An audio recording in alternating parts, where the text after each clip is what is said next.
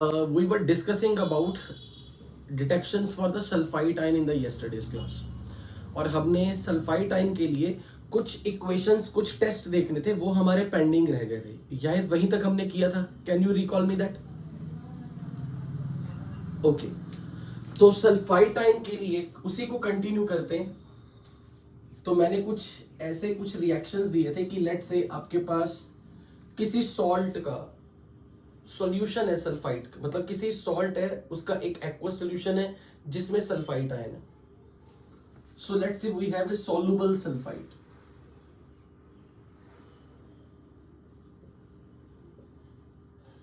And we quickly recall कि sulphite ion soluble कब होता है? जब साथ में जो केटायन है, सल्फाइट आयन के साथ वाला केटायन अल्कली मेटल केटायंस हो या फिर अमोनियम हो।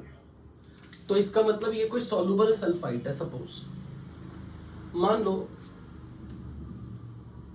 मैंने इसमें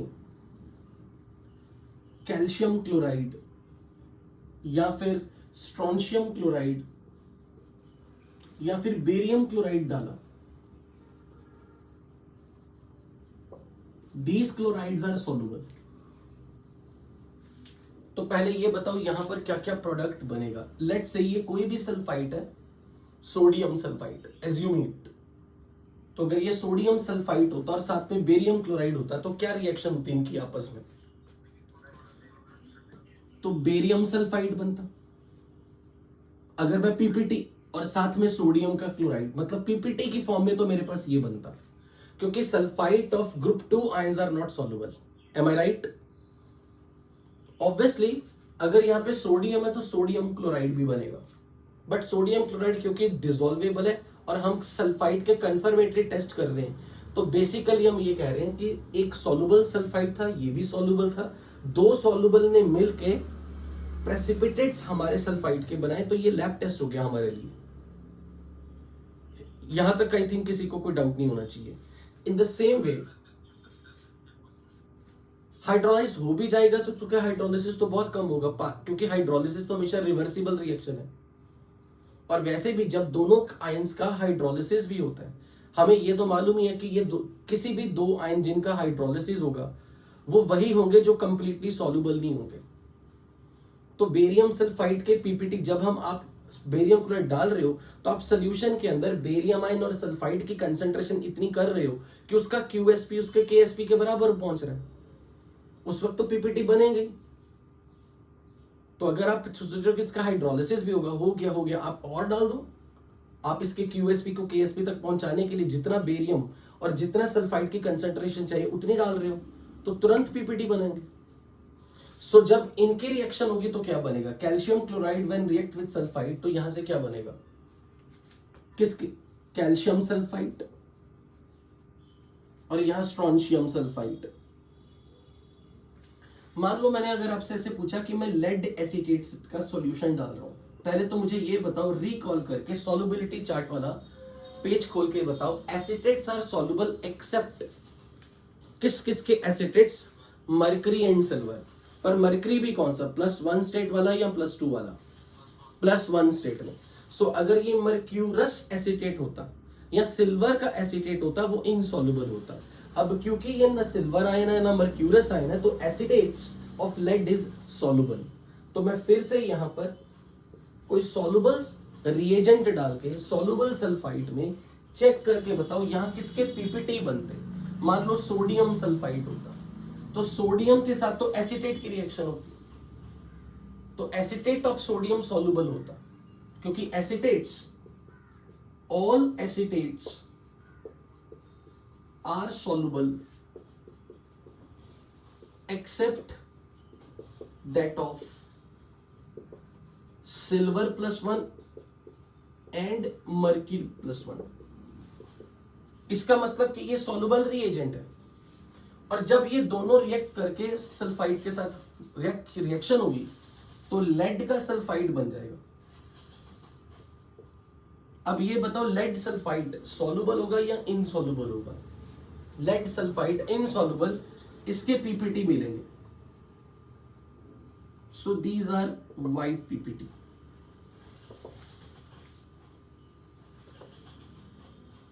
अब जो चीज समझने वाली है, ये जितने भी पीपीटी आप देख रहे हो ना, ये सारे पीपीटी जनरली डाइल्यूट एसिड में डिसॉल्व हो जाते हैं। अगर मैंने इनको किसी डाइल्यूट HNO3 ले लिया तो ये डिसॉल्व कर जाएगा, डाइल्यूट सल्फ्यूरिक एसिड ले लिया डिसॉल्व कर जाएगा। सो कहने का ये मतलब है कि these precipitates are soluble in dilute acidic conditions. These precipitates, all of these, let's say मैं इनका नाम रख रहा हूं P, Q, R and S। P, Q, R, S, they get dissolved in dilute mineral acid।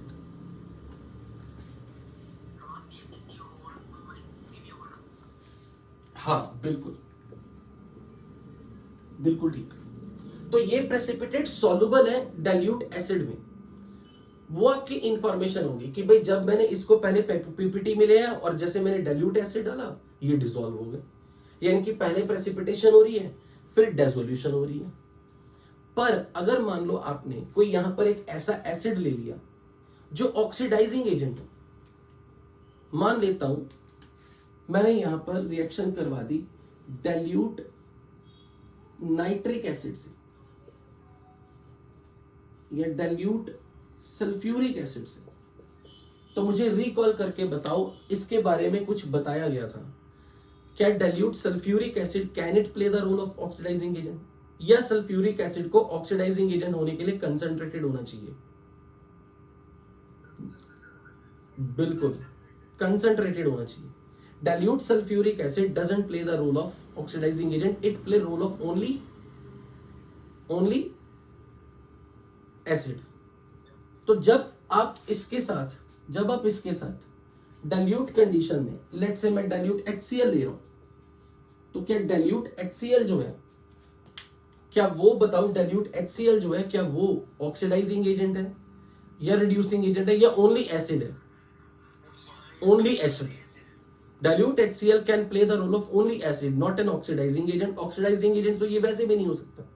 दूसरा, chlorine यहां पर lower state में है, तो ये सिर्फ अगर रोल प्ले कर भी सकता होता तो सिर्फ रिड्यूसिंग एजेंट का रोल प्ले करता, वो भी तब अगर ये कंसंट्रेटेड कंडीशन में होता कुछ।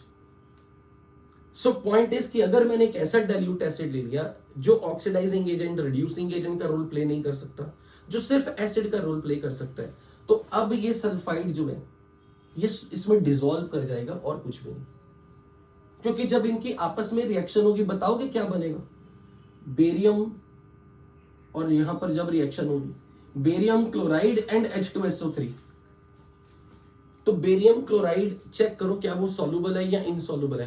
क्लोराइड्स की लिस्ट में हमने राइम पढ़ी थी, क्यों आज सब पंजाबी बीमारी से मरे, क्या उसमें बेरियम का क्लोराइड? तो सो ये प्रेसिपिटेट पूरा डिसॉल्व कर गया डाइल्यूट एसिड में।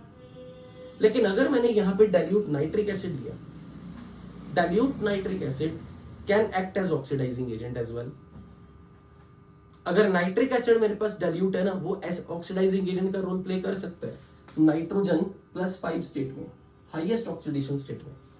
तो ये फर्क समझाना था मुझे। Dilute HCl, dilute H2SO4, they don't participate in redox, but अगर डाइल्यूट नाइट्रिक एसिड हो गया ये रिडॉक्स कर देगा।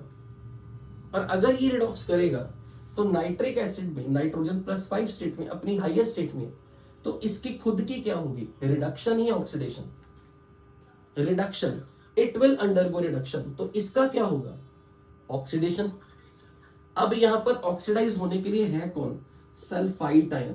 तो अपनी लिस्ट देख के बताओ सल्फाइड को मैं किस स्टेट में भेजूं, क्योंकि यहां सल्फर का ऑक्सीडेशन नंबर देखो +4 है, तो सल्फर का हाईएस्ट ऑक्सीडेशन नंबर +6। तो जब डाइल्यूट नाइट्रिक एसिड के साथ आप बेरियम सल्फाइड डालोगे ये बना देगा बेरियम सल्फेट। और एक बार ये सल्फेट बन गया, this is very, I mean they are completely precipitate, insoluble, you cannot dissolve even in the acidic medium। इसके लिए तो मैंने बोला ना कि ये डाइल्यूट एसिड में डिसॉल्व कर जाता है। ये कभी भी अगर बन जाता, फिर ये अगर आप इसमें डाइल्यूट मिनरल एसिड डाल भी देते, ये डिसॉल्व नहीं होगा। तो एक बार जब तक सल्फाइट है वो किसी डाइल्यूट एसिड में which cannot play the role of oxidising और रिड्यूसिंग एजेंट, ऐसा डाइल्यूट एसिड जो सिर्फ एसिड का रोल प्ले करे, सल्फाइड डिसॉल्व हो जाते हैं। पर एक बार सल्फेट बन गया फिर वो डिसॉल्व नहीं होगा, चाहे आपका एसिड डाइल्यूट एसिड हो, मतलब चाहे एसिड कोई भी हो, फिर ये अपने मिनरल एसिड्स में इजीली डिसॉल्व नहीं होगा। इजीली क्या, डिसॉल्व ही नहीं होगा, पीपीटी परमानेंट पीपीटी रह जाएगा।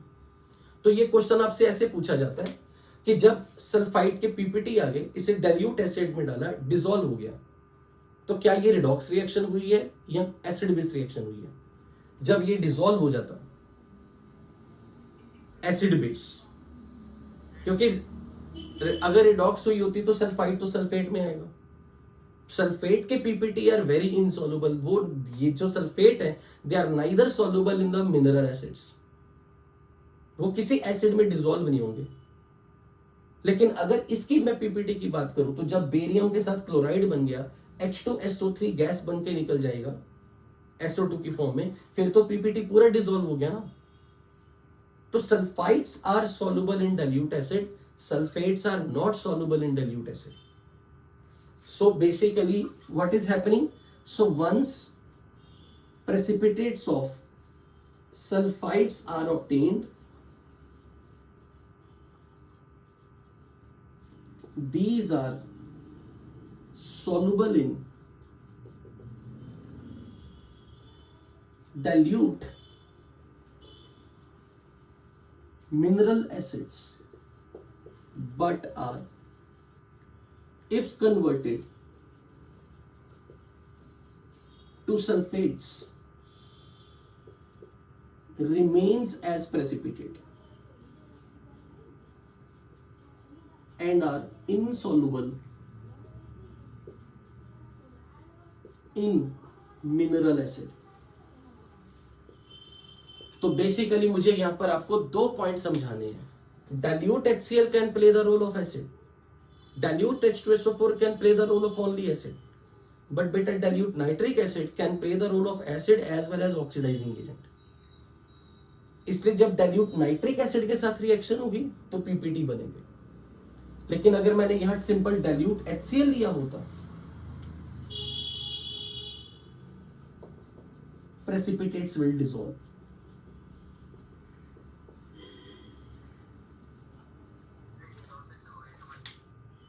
रिएक्शन क्या होगी जब इनकी आपस में, मान लो मैंने डाइल्यूट HCl लिया तो रिएक्शन होके क्या बनेगा, बेरियम क्लोराइड एंड H2SO3।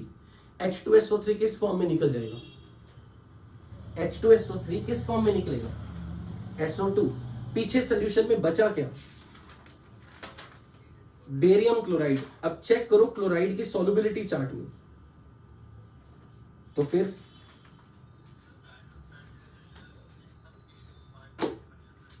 बिल्कुल जब डाइल्यूट नाइट्रिक एसिड में डाला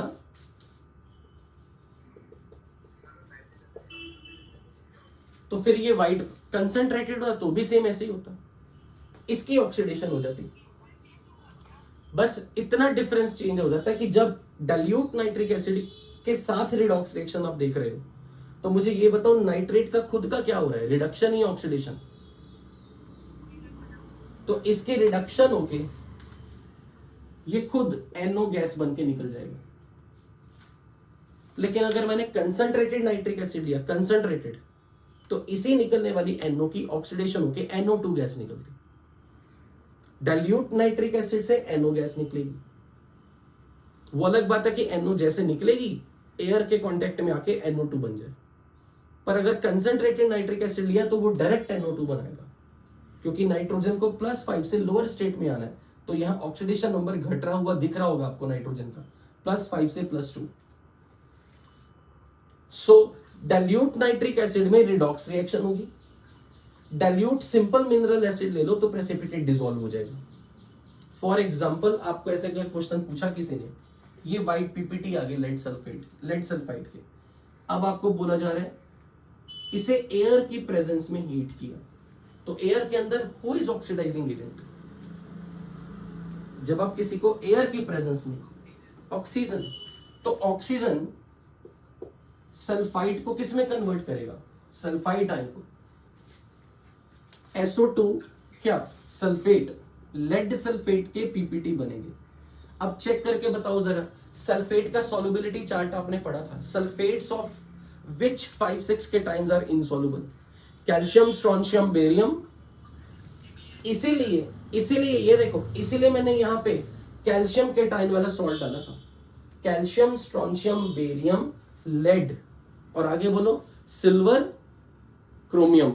तो मैं सेम टेस्ट अगर सिल्वर नाइट्रेट के साथ कराता तो पहले सिल्वर सल्फाइड बनता, फिर अगर मैं उसको भी ऑक्सीडाइजिंग एजेंट से ट्रीट करूं तो सिल्वर का सल्फेट बन जाएगा।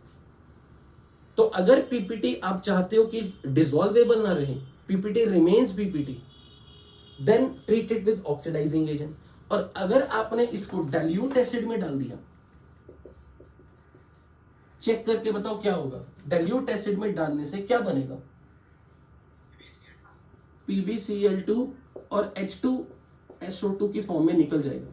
Is it precipitates? यस, ये तो प्रेसिपिटेट्स है। चेक करो क्लोराइड की लिस्ट में लिखा था। पर अगर मैंने इसको हॉट कंडीशन में लिया, कुछ लेड के बारे में बताया था, लेड के जो सॉल्ट्स होते हैं हॉट करने पर, हाँ, तो प्रेसिपिटेट्स फिर से डिसॉल्व हो जाएगा। अगर आप बॉइलिंग लिख रहे हो, अगर आप बॉइलिंग सोल्यूशन तक, अगर आप सोल्यूशन को बॉइल करवा देते हो, सो अगर मैंने यही यहां पे नाइट्रिक एसिड लिया होता, सपोज अगर मैंने यहां नाइट्रिक एसिड लिया होता,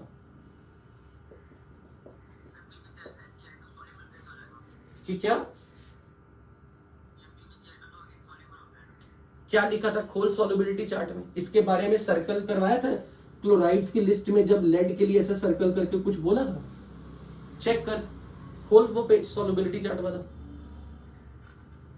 कि ऑल क्लोराइड्स ऑफ, आगे राइम थी, फिर लेड 2+ के लिए सर्कल लगवाया था, और सर्कल लगवाने पर इसके लिए कुछ बोला था, हाँ, कि इट इज लेड के जो क्लोराइड्स या ब्रोमाइड है वो कोल्ड वाटर में डिसॉल्व नहीं करते, बट हॉट वाटर में डिसॉल्व कर जाएंगे। बॉयल करोगे पानी को, ये सोल्यूशन को, तो ये डिसॉल्व हो जाएगा। तो अब मुझे ये बताओ, डाइल्यूट नाइट्रिक एसिड है, what is the role of dilute nitric acid? Can it perform redox? Oxidising agent. तो फिर अगर ये ऑक्सीडाइजिंग एजेंट है तो किसको ऑक्सीडाइज करवाऊं, किसको ऑक्सीडाइजिंग?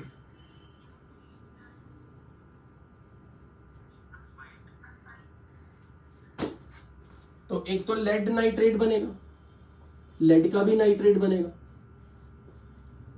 पहले तो लेड का नाइट्रेट हुआ, और H2SO3 यानी कि वाटर और SO2 बनेगा या नहीं ऐसा रिएक्शन? लेड का नाइट्रेट बनेगा। अब मुझे बताओ नाइट्रेट्स, पहले ये बताओ नाइट्रेट्स जो है वो सॉल्युबल है या इनसॉल्युबल है? तो क्या इसका पीपीटी डाइल्यूट नाइट्रिक एसिड में डिसॉल्वेबल दिख रहा है? लेकिन अगर मैंने इसको नॉर्मल डाइल्यूट नाइट्रिक एसिड बस डाला, लेकिन अगर मैंने बॉइलिंग करवा दी, फिर इसको याद आ जाएगा अपना रिडॉक्स का एक्शन। क्योंकि कौन सी रिएक्शन फास्ट ज्यादा होती है, एसिड बेस या रिडॉक्स? तो जब तक तो रूम टेम्परेचर पे है, acid base is sufficiently fast enough कि रूम टेम्परेचर पे एसिड बेस होगी।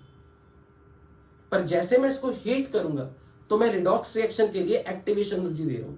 अब ये अपना रोल प्ले करना शुरू कर देगा ऑक्सीडाइजिंग एजेंट। द मोमेंट इसने ऑक्सीडाइजिंग एजेंट का रोल प्ले किया, ये इसे किस में कन्वर्ट कर देगा? तो अब अगर मैंने यहां पे लिख दिया डाइल्यूट नाइट्रिक एसिड पर साथ में ऐसे साइन लगा दिया ट्रायंगल का, तो इसका मीनिंग क्या है कि मैं इसे बॉयल कर रहा हूं, यानी कि मैं आपको क्या हिंट दे रहा हूं कि एसिड बेस करवानी है या रिडॉक्स करवानी है? रिडॉक्स। रूम टेम्परेचर पे, बिल्कुल रूम टेम्परेचर पे ये एसिड का रोल प्ले कर रहा था सिंपल। जैसे मैं इसे हीट करना शुरू कर दूंगा, बॉयल करना शुरू कर दूंगा, इसका ऑक्सीडाइजिंग एक्शन अपना रोल प्ले करना शुरू कर देगा। सो डाइल्यूट नाइट्रिक एसिड के साथ पीपीटी डिसॉल्व हो सकते हैं, प्रोवाइडेड आप रूम टेम्परेचर पे कोल्ड कंडीशंस में करवा रहे हैं। बट अगर मैं यहां PbSO3 लिया और मैंने डाइल्यूट नाइट्रिक एसिड यूज करते हुए साथ में बॉइलिंग करवा दी, या मैंने आपके सामने ऐसे लिख दिया concentrated nitric acid, concentrated nitric acid definitely will play the role of oxidizing agent even at room temperature. Dilute nitric acid को ऑक्सीडाइजिंग एजेंट बनवाना तो वी नीड लिटिल एनर्जी, हमें रिएक्शन को एनर्जी देनी पड़ती है क्योंकि वो एसिड का रोल भी प्ले कर रहा हो सकता है। लेकिन जब मैंने कंसंट्रेटेड नाइट्रिक एसिड लेना तो फिर सिर्फ रिडॉक्स।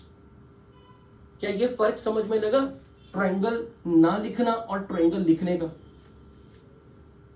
सो यहां पर बताओ मैं क्या रिएक्शन करवाऊं, रिडॉक्स, प्रोडक्ट क्या बनेगा, सल्फाइड को किस में कन्वर्ट करूं, सल्फेट, तो लेड का सल्फेट के पीपीटी बनेंगे। Is the sulphates are soluble in mineral acid like sulphides? क्या sulphates they remain insoluble in mineral acids? बिल्कुल। अब आगे बताओ, एक मिनट, आगे लेड नाइट्रेट जो है, साथ में लेड नाइट्रेट तो बनेगा ही,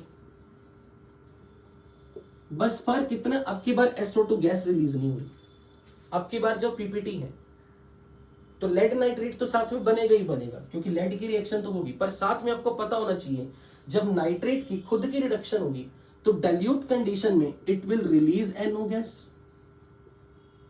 और कंसंट्रेटेड अगर होता सेम रिएक्शन होती, PbSO4 के व्हाइट पीपीटी मिलते, साथ में NO2 निकलता। हालांकि मेजॉरिटी में लेड की प्रेसिपिटेशन हो चुकी होती, ये बहुत कम मात्रा में रहता, बहुत ही कम, चाहे आप इसे माइनर प्रोडक्ट मान के ना भी लिखो तो भी चलेगा। बट मुझे ये चीज समझाओ कि सल्फाइड्स और सल्फेट में डिफरेंस क्या आया? Sulphides, exactly, sulphide dilute acid में डिसॉल्व हो सकता है बट सल्फेट डिसॉल्व नहीं होगा।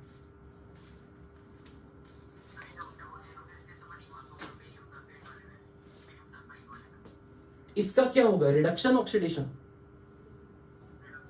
इसकी ऑक्सीडेशन तो इसकी रिडक्शन, तो नाइट्रोजन लोअर स्टेट में आएगा।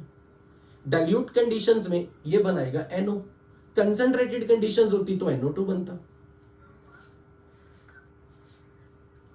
अरे बाय डिफॉल्ट मैं मान रहा हूं यार, बाय डिफॉल्ट मान रहा हूं।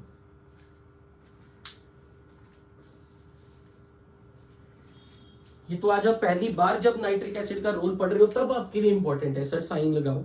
बट आने वाले टाइम में मैं मान के चलूंगा जब मैंने रिडॉक्स, जब मैंने प्रोडक्ट में लिखा ना पीपीटी आ गया, तो मैं मानूंगा ऑडियंस अब ये समझ रही है कि सर बॉइलिंग कंडीशन में नाइट्रिक एसिड डाल रहे हैं। ओके, यहां तक किसी ने कुछ मेरे से और पूछना?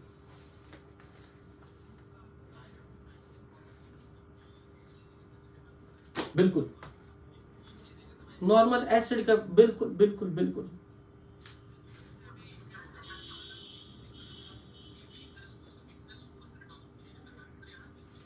ओके, पहली बात तो एक मिनट दोबारा बोलना।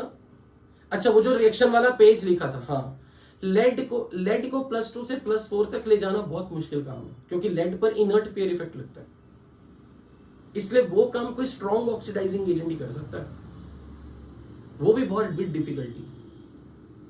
इसलिए ज्यादातर हम देखेंगे आने वाले टाइम में हमारे पास रिएक्टेंट लेड में +4 में होगा, हम प्रोडक्ट लेड में +2 बना रहे होंगे, बट लेड +2 को +4 बनाना is very difficult because lead पर तो इनर्ट पेयर इफेक्ट जोरों से लगता है अपनी फैमिली में, carbon, silicon, germanium, tin, lead lowest member है, इसलिए लेड की मैं ऑक्सीडेशन नहीं करवा रहा हूं, मैं सिर्फ अगर ऑक्सीडेशन करवा रहा हूं तो सल्फाइड की, क्योंकि उसमें सल्फर वैसे भी लोअर स्टेट में और वो जाना चाहता है हायर स्टेट में।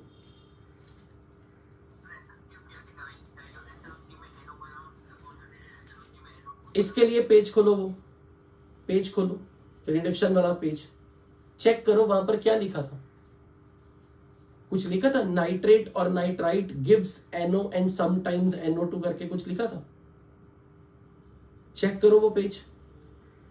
नाइट्राइट और नाइट्रेट गिव्स NO और NO2। तो अब कंडीशन क्या है, अगर मीडियम में नाइट्रिक एसिड की कंसंट्रेशन कम है, पानी ज्यादा है, यानी कि डाइल्यूट एसिड है, वो NO बना रहा होगा, कंसंट्रेटेड कंडीशन में NO2। क्यों? क्योंकि आपको याद होगा हमने ये रिएक्शन लिखी थी, इसको तो आप यहीं से समझ सकते हो। Which is more stable, NO और NO2? इसका कुछ रीजन दिया था बॉन्ड ऑर्डर वाला? तो शायद अब मुझे बताने की जरूरत नहीं कि मैं NO क्यों बनवा रहा हूं। और जब मैं कंसंट्रेटेड कंडीशन कर रहा हूं ना, इसका मतलब क्या है, nitric acid is in excess in water. Nitric acid oxidising agent है, तो वो निकलने वाले NO को भी ऑक्सीडाइज करेगा। और जब NO की ऑक्सीडेशन होगी तो NO2 बनेगा। क्योंकि जब आप कंसंट्रेटेड नाइट्रिक एसिड ले रहे हो तो nitric acid has been taken in excess which is very powerful oxidising agent. तो वो प्रोडक्ट में निकलने वाली NO गैस को भी ऑक्सीडाइज करके NO2 तक ले आएगा। और जब तक डाइल्यूट कंडीशंस है, नेचुरली जो हम एक्सपेक्ट करते हैं कि नाइट्रोजन ऑक्साइड NO का बॉन्ड ऑर्डर मैक्सिमम है, इट्स द मोस्ट स्टेबल। तो उसी का रीजन है कि यहां पर पहले हम NO बनवा रहे हैं। Can I erase all this?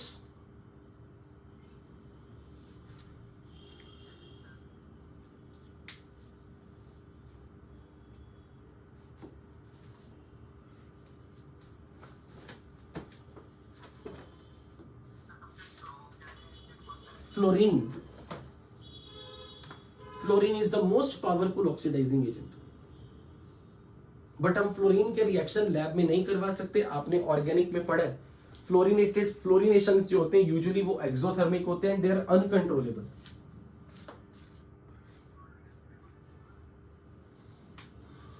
Can I erase it now? Okay,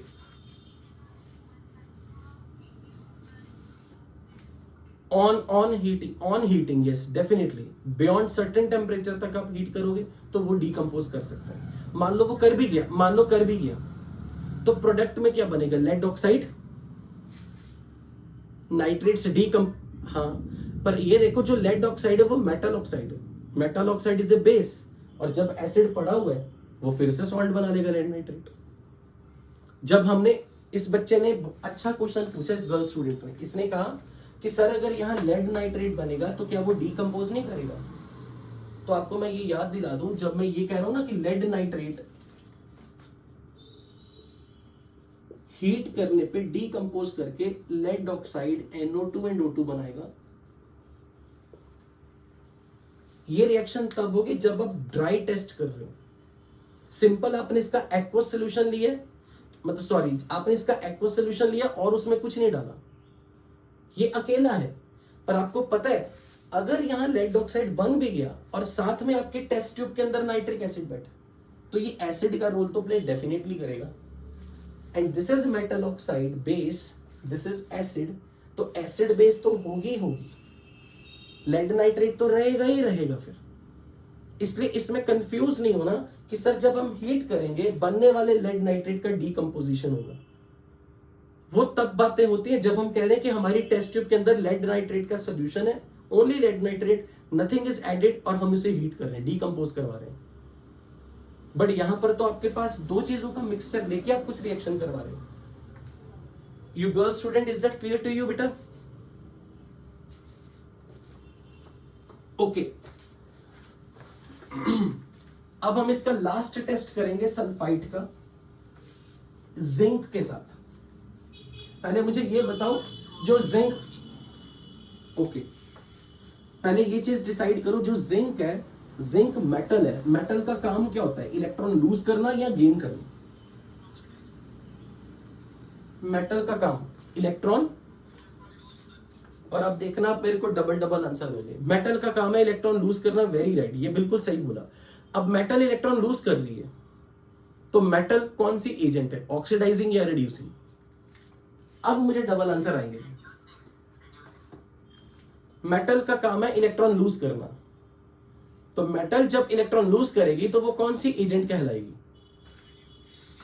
reducing agent, very good, reducing agent. So next confirmatory test of sulphide is test with zinc. तो सपोज मेरे पास टेस्ट ट्यूब में कोई sulphide का solution है,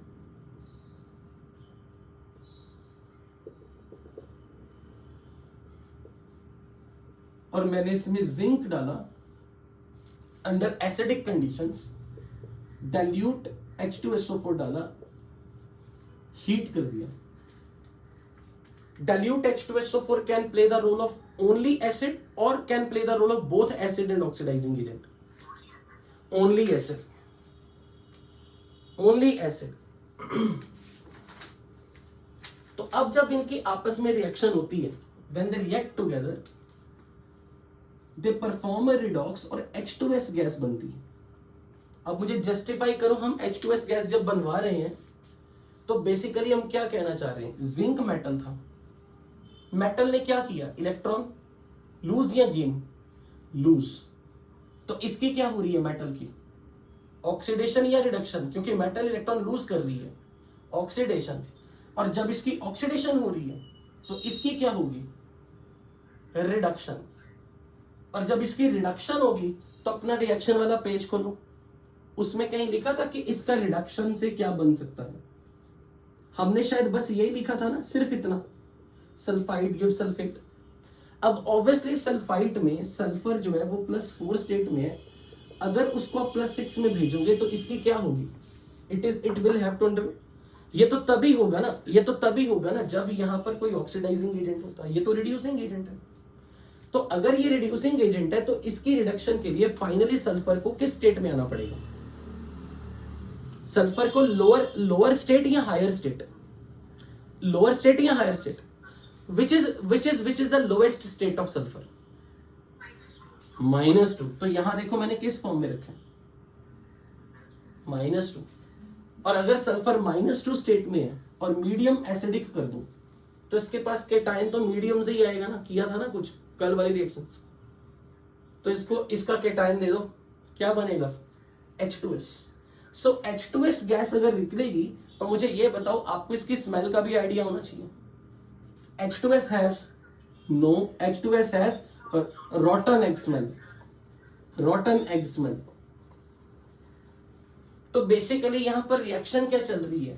zinc is undergoing oxidation, तो zinc oxidise होके Zn2+ बना रहा है और सल्फाइड रिड्यूस होके H2S में आ रहा है, क्योंकि इसकी रिडक्शन हो रही है और इसका लोएस्ट पॉसिबल स्टेट इज -2।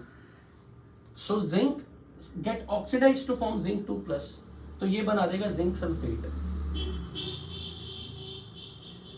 और sulphide get reduce to H2S। अब जब H2S गैस निकलेगी तो हम टेस्ट H2S के करेंगे। तो मैं H2S के सारे लैब टेस्ट करने लगा। तो बेसिकली हाँ, वेरी गुड क्वेश्चन। किसी ने कहा कि सर ZnS क्यों नहीं बनाया? Very good question. पर एक बात बताओ, जब सल्फाइड की रिडक्शन हो रही है ना, अगर ये सल्फाइड बनता तो अब आपके सामने क्वेश्चन है कि Zn2+ जो है वो सल्फाइड से रिएक्ट करेगा या फिर सल्फेट से रिएक्ट करेगा। अब मुझे कल वाली रिएक्शंस में पैटर्न बताओ। जब भी हमारे प्रोडक्ट में केटाइंस बनते थे, हम उनको एनाइंस किसके दिलवाते थे? जो उस रिडॉक्स रिएक्शन में मीडियम का रोल कौन प्ले कर रहा था? यहाँ पर ये रिड्यूसिंग एजेंट, ये ऑक्सीडाइजिंग एजेंट, ये डाइल्यूट सल्फ्यूरिक एसिड मीडियम। तो हमारे सोल्यूशन में किसकी कंसंट्रेशन ज्यादा हुई पड़ी है?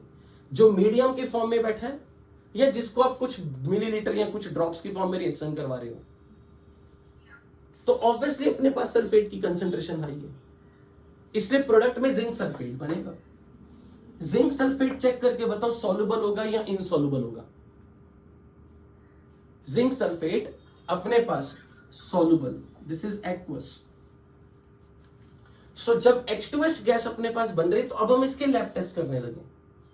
तो H2S की नेचर अगर मैं बताऊं तो आयनिक इक्विलिब्रियम आप पढ़ चुकी हो। H2S dissociates like this. Have you ever studied in ionic equilibrium? Diprotic acid, ऐसा पढ़ा है H2S का डिसोसिएशन पॉलीप्रोटिक वीक एसिड्स के केस में। तो अब ये बताओ H2S की नेचर क्या है, एसिडिक या बेसिक? एसिडिक। अब अपनी कॉपी में सॉल्युबिलिटी चार्ट वाला पेज खोलो और देखो सल्फाइड की सॉल्युबिलिटी के बारे में कुछ लिखा था। सल्फाइड्स की solubility, sulphides are soluble if your cations is, sulphides are soluble only of what? Group 1 alkali metals, ammonium, और साथ में लिखवाया था कि ग्रुप 2 केटायंस भी। क्योंकि ग्रुप 2 के जो सल्फाइड है वो पानी में जाके HS माइनस बना देते हैं, और ग्रुप 2 के सल्फाइड्स जब वाटर में जाके HS नेगेटिव बनाएंगे तो वो साथ में डिसॉल्व होना शुरू हो जाएंगे। ग्रुप 2 के सल्फाइड्स, मान लो मेरे पास ये बेरियम सल्फाइड है, बेरियम सल्फाइड इनिशियली डिसॉल्व नहीं होगा क्योंकि ये इनसॉल्युबल टाइप है, पर धीरे धीरे टाइम के साथ जब इसका हाइड्रोलिसिस स्टार्ट होगा तो सल्फाइड आयन का जब हाइड्रोलिसिस होगा ये वाटर में से H+ उठाएगा तो यहां HS- बनेगा। तो बेरियम का जो बाइसल्फाइड है दिस स्टार्ट्स गेटिंग डिसॉल्व, ये पानी में घुलना शुरू कर देगा। इसके बनने से इसका पीपीटी डिसॉल्व होता है, तो वो सॉल्युबिलिटी नहीं BaHS होल ट्वाइस, क्योंकि HS- और बेरियम 2+ है, तो बेरियम सल्फाइड अपना खुद का ये सॉल्युबिलिटी नहीं दिखा रहा,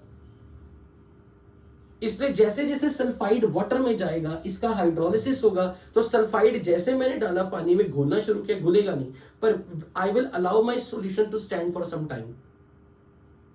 तो मैं देखूंगा टाइम के साथ साथ धीरे धीरे ये डिसॉल्व होता जा रहा है, क्योंकि बाइसल्फाइड बनता जा रहा है, क्योंकि इसका हाइड्रोलिसिस हो रहा है, और सल्फाइड के हाइड्रोलिसिस से HS- बनता। मुझे नहीं लगता इसमें किसी को आपत्ति होनी चाहिए, आप आयनिक इक्विलिब्रियम में ये रिएक्शन कई बार कर चुके हो। बताओगे प्रोडक्ट क्या बनता था? वाटर में जब H+ और OH- है, सल्फाइड क्या उठाएगा? HS- plus OH-। तो बेरियम के टाइम जब बैठा है तो बेरियम HS- के साथ BaHS ट्वाइस बनाएगा, और बेरियम OH- के साथ क्या बनाएगा? फिर बेरियम का हाइड्रोक्साइड। तो basically bisulphides of group 2 are soluble. तो मैं इस चीज को यहां लिखवा रहा हूं, sulphides are soluble only of group 1 ammonium and group 2 के साथ ब्रैकेट्स में इट्स बाइसल्फाइड्स आर सॉल्युबल।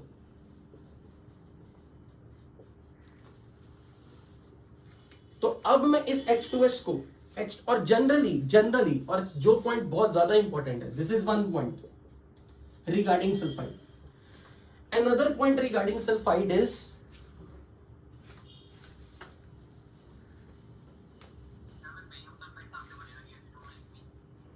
बना नहीं, मैंने वो बताया था, मान लो कि बेरियम सल्फाइड मेरे पास है, बना नहीं, वो तो मैं एडिशनल इंफॉर्मेशन समझा रहा था।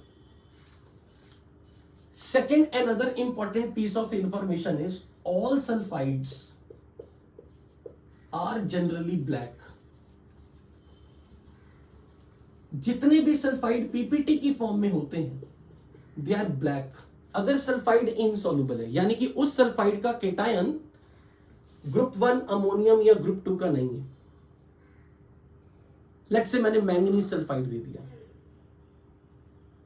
मैंने कॉपर का सल्फाइड दे दिया, लेड का सल्फाइड दे दिया, सिल्वर का सल्फाइड दे दिया, जिंक का सल्फाइड दे दिया। जनरली सल्फाइड्स जो भी पीपीटी हैं they are black except cadmium sulphide which is yellow. तो हम इसी पर लैब टेस्ट करने लगे H2S को डिटेक्ट करने के लिए। तो अब हम क्या करेंगे? सल्फाइड के लैब टेस्ट थे, सल्फाइड जिंक के साथ मिलके H2S गैस बनाएंगे, पर H2S में सल्फर सल्फाइड आयन की फॉर्म में है, यहां सल्फर सल्फाइड आयन की फॉर्म में है। तो अब अगर मैंने इस गैस को, अब मैं आपसे पूछूंगा, लेड एसीटेट में डाला, लेड एसीटेट का सॉल्यूशन, एक्वस सॉल्यूशन, क्या ये इसके पीपीटी होंगे या ये डिसॉल्वेबल है? चेक करो एसीटेट्स की सॉल्युबिलिटी।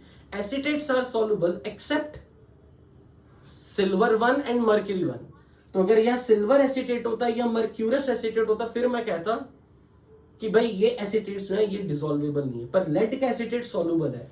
तो मैं किसी गैस को एक सॉल्युबल ट्रांसपेरेंट सॉल्यूशन में पास कर रहा हूं, इनकी रिएक्शन बताओ क्या होगी? क्या होगा? एसिटिक एसिड बनेगा प्लस PbS। अब बताओ इन दोनों में कौन पीपीटी की फॉर्म में निकलेगा? दोनों में PbS।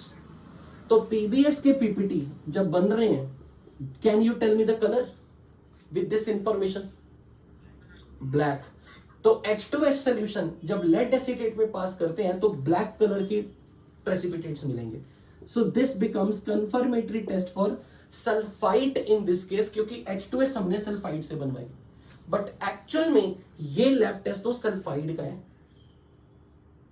जो हम इनडायरेक्टली सल्फाइड को क्रेडिट दिलवा रहे हैं क्योंकि हमने सल्फाइड से H2S बनवाई है. अब यही चीज अगर मैंने यहां ऐसे लिखा होता कैडमियम नाइट्रेट, पहले ये बताओ क्या ये डिसॉल्वेबल होना चाहिए या पीपीटी की फॉर्म में होना चाहिए बेस्ड ऑन नाइट्रेट? क्यों? क्योंकि all nitrates are soluble except AgNO2. तो प्रोडक्ट बताओ क्या आएगा?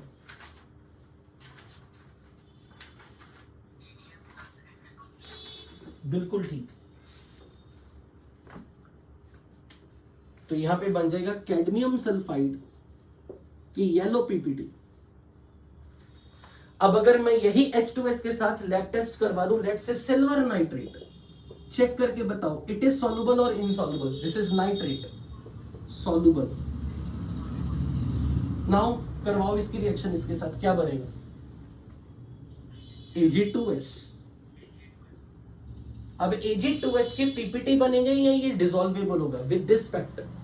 क्योंकि यहां पर तो सल्फाइड आयन का केटायन सिल्वर है, वो तो ग्रुप 1 या अमोनियम ग्रुप 2 है नहीं. पीपीटी कलर क्या होगा? Sulphides are generally black.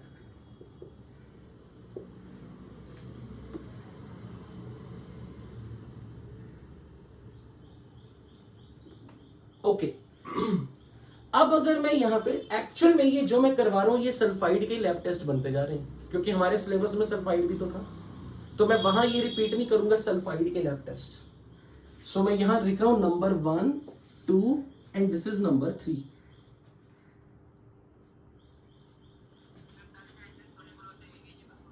AgNO2 silver nitrite को छोड़ के, नाइट्रेट से सारे सॉल्युबल है. Nitrates, perchlorates, they all are soluble. So here test of H2S with silver nitrate solution, cadmium nitrate solution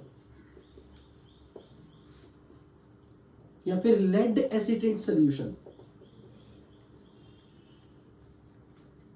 are confirmatory test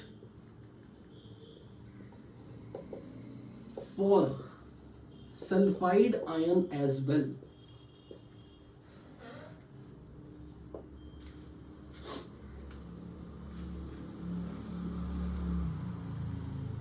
tough तो नहीं लग रहा कि डर लग रहा है?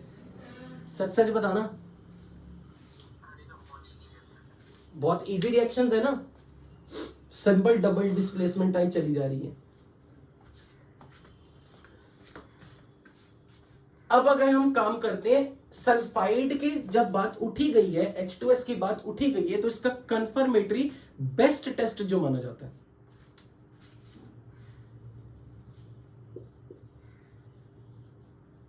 जो आपको एग्जाम में ना पूछा जैसा हो ही नहीं सकता.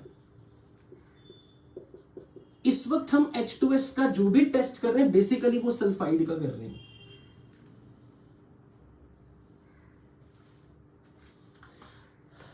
जब हम किसी भी सॉल्ट का एक्वस सॉल्यूशन जिसमें सल्फाइड हो, कोई भी salt soluble salt of sulphide हो,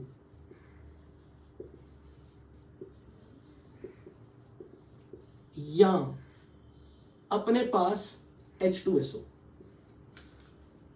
क्योंकि इसमें भी सल्फाइड आएंगे, अगर मैं इसको सोडियम नाइट्रोप्रोसाइड सॉल्यूशन में डाल दूं, this solution is called sodium nitroprusside.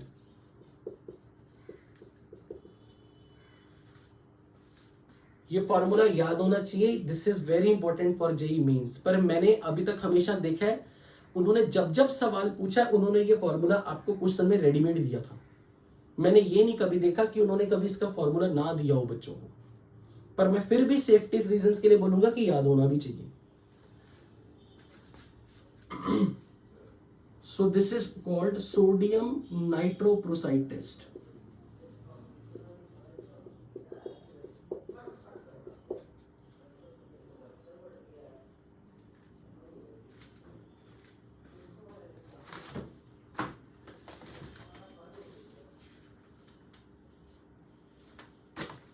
तो आपसे ऑब्जर्वेशन क्या होगी, प्रोडक्ट में एक पर्पल कलर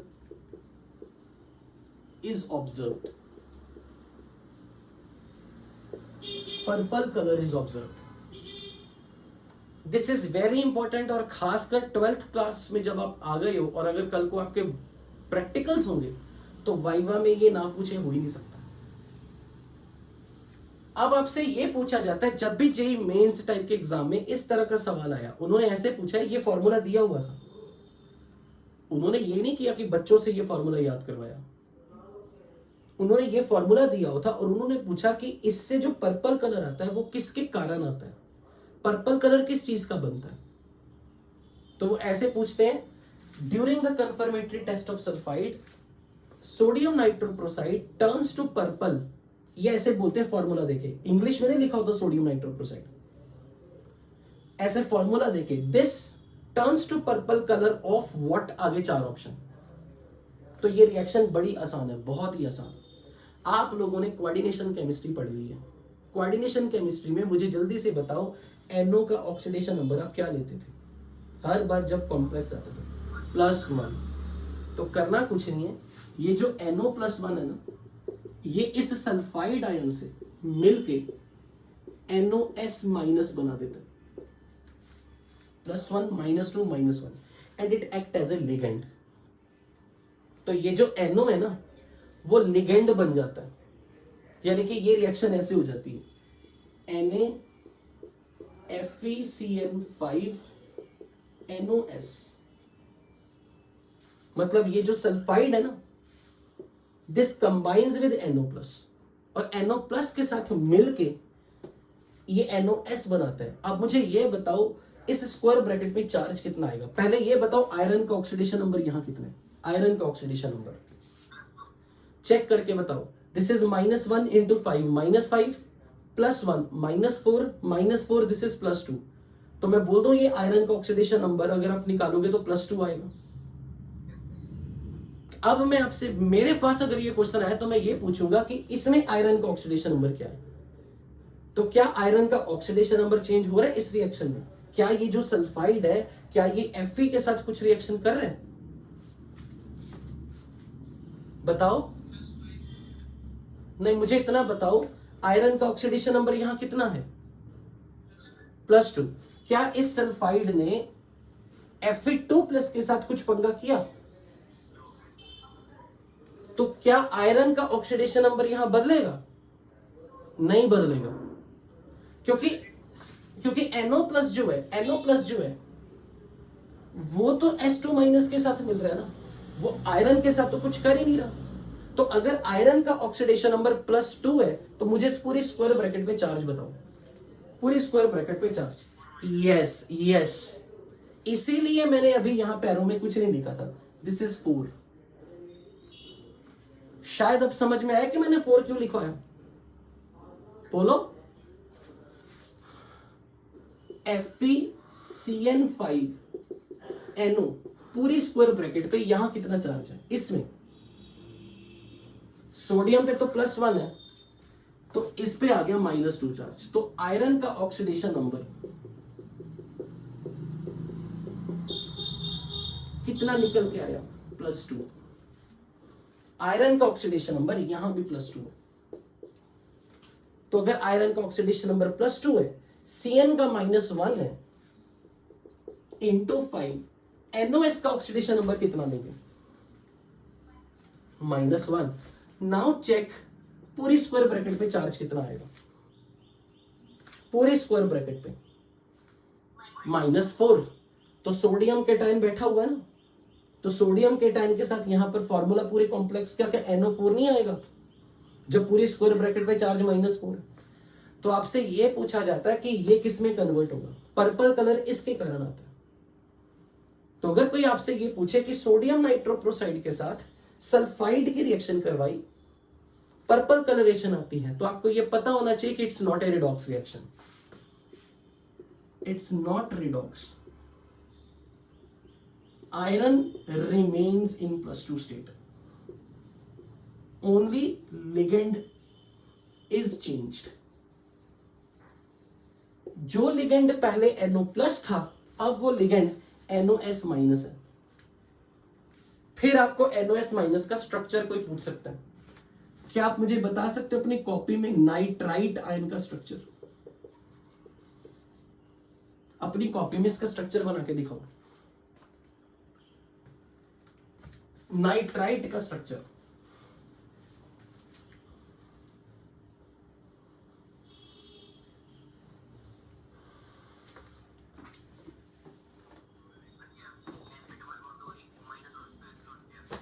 ओके,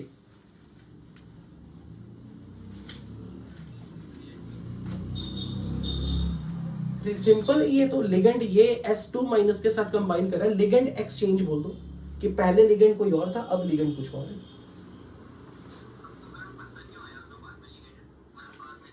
वो तो लिगेंड के कारण ना, लिगेंड में ट्रांजिशन नहीं होनी शुरू हो जाएगी, DD ट्रांजिशन टाइप की चीजें नहीं होनी शुरू हो जाएंगी. अब यहां बात अगर करें नाइट्राइट का स्ट्रक्चर, तो आपने शायद ऐसा बनाया होगा, बनाया ये स्ट्रक्चर. तो मैं इसमें एक ऑक्सीजन को रिप्लेस कर दूं सल्फर से, तो ये इसका स्ट्रक्चर है. इसका नाम अगर नाइट्रेट है तो मैं इसको बोलूं मोनोथायोनाइट्रेट, क्योंकि मैंने ऑक्सीजन हटा के सल्फर लगाया, तो नाम में प्रीफिक्स ऐड हो जाएगा थायो, पर मैंने दोनों ऑक्सीजन नहीं हटाए. अगर मैंने दोनों ऑक्सीजन सल्फर से रिप्लेस किए होते तो मैं कहता ये नाइट्राइट आयन, ये थायोनाइट्राइट, पर अब तो एक ही हटा, तो मैं बोलूंगा monothionitrite. I hope this is clear.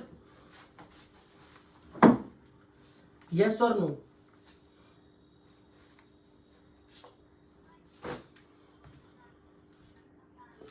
No colour, it's colourless. Colour is in this complex.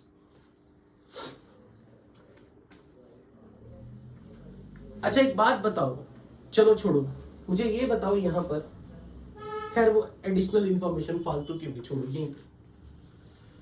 Okay, तो हमने sodium nitroprusside test of sulphide देख लिया. अब हम यहां बात कर रहे हैं लास्ट में, पर इस टेस्ट में एक बहुत बड़ा क्वेश्चन पूछा जाता है, important question for JEE Advance. No doubt sulphide ion अगर सॉल्युबल सॉल्ट में हुआ, मतलब मेरे पास सोडियम का सल्फाइड होता, अमोनियम सल्फाइड होता, कोई सॉल्युबल सल्फाइड होता,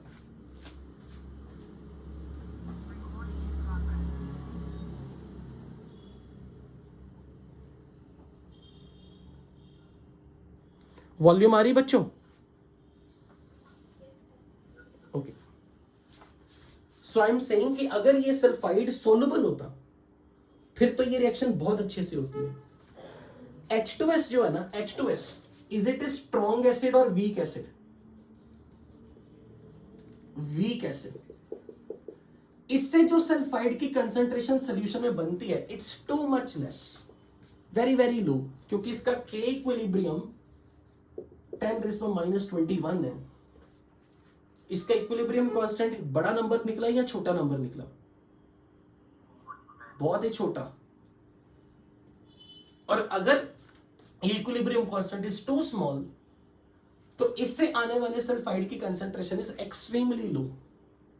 इतनी कम कंसंट्रेशन अगर इससे सल्फाइड की जनरेट होगी, तो अगर ये बनता भी है तो इतनी थोड़ी मात्रा में बनता है कि इसका कलरेशन दिखती नहीं है. अगर ये सिग्निफिकेंट क्वांटिटी में होगा तभी मुझे कलर ऑब्जर्व होगा. इसलिए क्वेश्चन ये पूछा जाता है कि अगर हमें H2S से ये पर्पल कलर बनवाना हो तो हम क्या काम करें? मैं कहूंगा किसी तरह से इससे सल्फाइड आयन ज्यादा करवाओ. क्या आपके पास कोई टेक्निक है इक्विलिब्रियम के ऊपर बेस्ड कि मैं चाहता हूं कि ये रिएक्शन सल्फाइड आयन ज्यादा से ज्यादा बने, यानी कि ये फॉरवर्ड जाए? H+ हटाने का कोई तरीका बताओ. बेस डाल दो. वेरी गुड, शाबाश. अब आपसे यह पूछा जाता है why H2S gives purple color with sodium nitroprusside only in the basic medium. तो क्या कोई रीजन है या रट के बताओगे? बिल्कुल, क्योंकि जब हम बेस डालेंगे तो बेस H+ कंज्यूम करेगा, रिएक्शन फॉरवर्ड जाएगी, सल्फाइड की कंसेंट्रेशन सिग्निफिकेंटली बननी शुरू हो जाएगी, which will be enough in concentration कि बनने वाला प्रोडक्ट का कलर विजिबल हो. सो H2S being a weak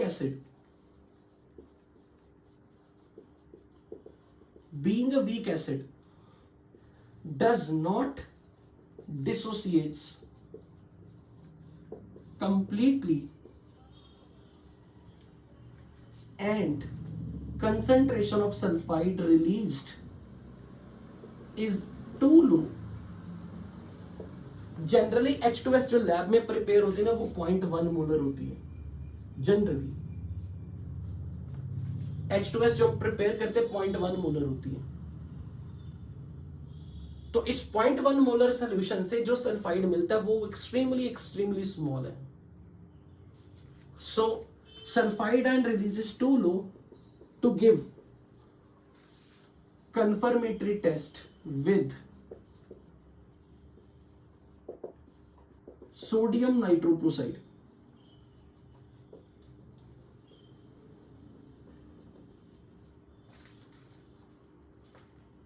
तो भाई साहब जब सोडियम नाइट्रोप्रोसाइड में सल्फाइड डाला और सफिशिएंट कंसेंट्रेशन ही नहीं आ रही पर्पल कलर की, हमारे लिए तो वो टेस्ट किया ना किया एक बराबर. So definitely to increase the concentration of sulphide, what I will like this equilibrium to move forward. So above equilibrium should be shifted forward. For that we add base in the solution like NaOH. तो अगर मुझे कभी भी H2S के साथ confirmatory test करना है sodium nitroprusside वाला, तो बिना मीडियम को अल्कलाइन किए हुए, तो अब मैं यहां ऐड कर रहा हूं कि अगर H2S है तो अल्कलाइन मीडियम होना चाहिए.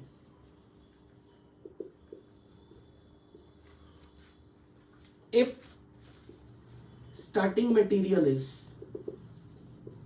H2S,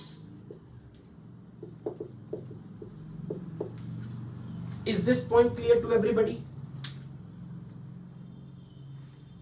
क्यों भाई जिंदा?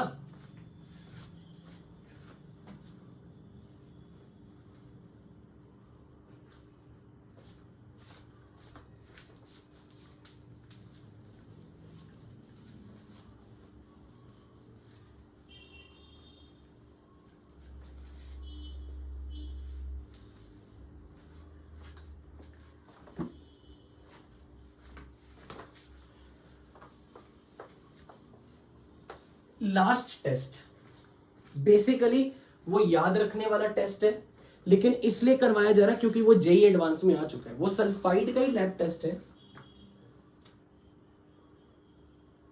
मिथाइलिन ब्लू टेस्ट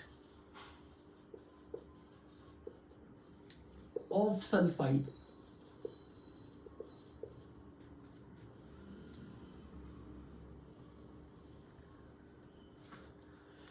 एक्चुअल में क्या होता है, दिस मॉलिक्यूल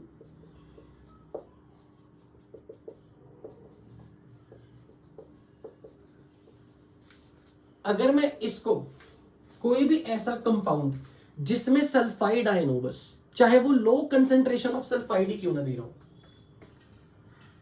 अगर कोई ऐसा कंपाउंड है जो सल्फाइड की लो कंसेंट्रेशन भी दे रहा है ना, तो भी कोई फर्क नहीं, टेस्ट परफॉर्म हो जाएगा. और अगर सल्फाइड एक्सेस में है, आपके पास सॉल्युबल सॉल्ट से आ रहा है, फिर तो बहुत अच्छी बात है. तो अगर मेरे पास सल्फाइड किसी भी तरीके से आ रहा है, चाहे मैं H2S ले लूं, चाहे मैं Na2S ले लूं, चाहे मैं अमोनियम सल्फाइड ले लूं, कहने का यह मतलब है यार कि सल्फाइड होना चाहिए बस इन प्रेजेंस ऑफ Fe3+. और Fe3+ का मैं कोई भी सॉल्ट ले सकता हूं, लाइक FeCl3. तो it perform a redox reaction. मुझे ये बताओ, रिडॉक्स रिएक्शन में आयरन अगर +3 में है तो फाइनली किस में कन्वर्ट होगा? रिएक्शन वाला पेज +2. तो अगर मैंने FeCl3 लिया तो ये बनाएगा FeCl2, पर साथ में इंटेंस ब्लू कलर की डाई बनती है, that dye is called methylene blue. ये कंफर्मेटरी टेस्ट है। और अगर कोई पूछे कि मिथाइलिन ब्लू का स्ट्रक्चर बना के दिखा दो, तो बेसिकली वो ये है।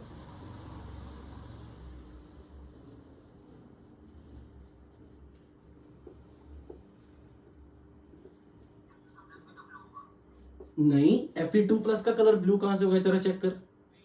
हाँ, और जब सोल्यूशन में इंटेंस ब्लू होता है ना, इंटेंस ब्लू, वो इसके ग्रीन तो दिखता भी नहीं, क्योंकि ग्रीन और ब्लू की वेवलेंथ बहुत क्लोज है ना विबग्योर में। तो जब इसकी इंटेंस कलरेशन आती है, इसका ग्रीन कलर तो मास्क हो जाता है। ये जो कंपाउंड है, this compound is called methylene blue. अब अगर आप ये सोच रहे हो कि सर ये रिएक्शन कैसे हुई, हमें समझाओ, तो डोंट वरी, मैं इसका मैकेनिज्म टेलीग्राम ग्रुप में शेयर कर दूंगा, पर मैं अभी उसको क्लास में समझा भी नहीं सकता, और ना अपने अभी तक ऑर्गेनिक उतनी पढ़ी है। आने वाले टाइम में जब आप ऑर्गेनिक पढ़ लोगे, आपको कुछ अंदाजे लग जाएंगे कि ये रिएक्शन कैसे हुई होगी। But for the timing I am not able to explain this mechanism, क्योंकि अभी आप ऑर्गेनिक में वहां तक पहुंचे भी नहीं हो, और इनफैक्ट इसका मैकेनिज्म इंपॉर्टेंट भी नहीं, कोई नहीं आपसे पूछने वाला। आपको सिर्फ इतना पता होना चाहिए जेई एडवांस के लिए भी, कि बस इतना कि सल्फाइड आयन इस मॉलिक्यूल के साथ है, जिसका नाम है NN dimethyl paraphenylene diamine. NN dimethyl paraphenylene diamine molecule के साथ मिलके, इसके साथ मिलके ये ब्लू कलर की डाई बनाता है। And this can only be done by sulphide, no any other anion. खासकर जितने भी एनायन हमारे लैब हमारे सिलेबस में, उनमें से इकलौता सल्फाइड आयन है जो इस तरह का ब्लू कलर का डाई बनाता है। तो आपको इतना पता होना चाहिए कि NN डाइमिथाइल पैराफिनाइलिन डाइएमीन के साथ Fe3+ की प्रेजेंस में, Fe3+ की प्रेजेंस मतलब कोई ऑक्सीडाइजिंग एजेंट हो, मैं ऑक्सीडाइजिंग एजेंट कोई और भी ले सकता हूं, डाइक्रोमेट आयन। तो Fe3+ या डाइक्रोमेट, इन शॉर्ट यहां कोई ऑक्सीडाइजिंग एजेंट होना चाहिए, तो ये ब्लू कलर की डाई बनाएगा। आपको ये ब्लू कलर पता होना चाहिए, नोट, मैं ये नहीं कह रहा हूं कि आपको इसका फॉर्मूला पता होना चाहिए, कोई नहीं आपसे ये फॉर्मूला पूछने वाला, कोई आपसे ये रिएक्शन वहां पर पूछने नहीं वाला। आपको बस इंग्लिश में इतनी लाइन पता होनी चाहिए, अगर कोई इस टाइप का खतरनाक नाम आपके सामने दिखे और बोल दिया जाए कि प्रोडक्ट में ब्लू कलर बना है, तो वो लैब टेस्ट सिर्फ सल्फाइड का। और जब जेई एडवांस ने भी पूछा था, तो उसने हमेशा ये लाइन ऐसे पूछी थी, which of the following ion on reaction with NN dimethyl paraphenylene produces blue colour. और मैंने आपको हमेशा से ये चीज शायद पिछले साल से अब तक पढ़ाई है। अगर कभी इनऑर्गेनिक के क्वेश्चन में कोई भी ऐसी चीज आ गई जो आपने नहीं पढ़ी हुई या हमने नहीं पढ़ाई, आपके ध्यान में नहीं है, तो इसका मतलब कि वो क्या होगा, कभी याद है कुछ मैं बताता था, एक्स्ट्रा नॉलेज है, तो वो वहां पर क्या करनी है उसे, वो हमेशा सही होगा, वो फैक्ट होगा, वो सही होगा। जैसे इस साल जेई मेंस में कुछ बच्चों ने आपके ग्रुप में से मेरे से पूछा भी था कि सर उन्होंने पूछ लिया मेंडलीफ ने कौन सी बुक का ऑथर था, तो अब हम क्या ये भी पढ़ेंगे। तब आपको मेरे फंडे काम में आएंगे, क्योंकि मुझे इतना पता है एग्जाम में मार्क्स लाने के लिए ओनली आपका सब्जेक्ट नॉलेज नहीं, आपकी मेंटल स्मार्टनेस भी काम में आती है। तो अगर कभी मेरे सामने ये स्टेटमेंट ऐसे आ जाती ना, अगर मैंने ये ना पढ़ाया होता और मेरे सामने ऐसा होता, NN dimethyl paraphenylene diamine on reaction with zinc sulphide produces blue colour, तो मैं कहता ट्रू। तो ये इनऑर्गेनिक में बहुत फायदे की चीज है जो अभी मैंने बोली है ना, फिर फंस गए, फिर आपको पता होना चाहिए। और ज्यादातर जेई ने जब भी ऐसी चीजें पूछी है, वो स्टेटमेंट ट्रू फॉल्स में पूछी। इनफैक्ट जब ये क्वेश्चन आया था, वो भी स्टेटमेंट की फॉर्म में आया था। इतना मुश्किल नहीं होता हर एग्जाम जितना बच्चों को बनवा दिया जाता है, और उसमें कुछ हद तक गलती हमारी भी है।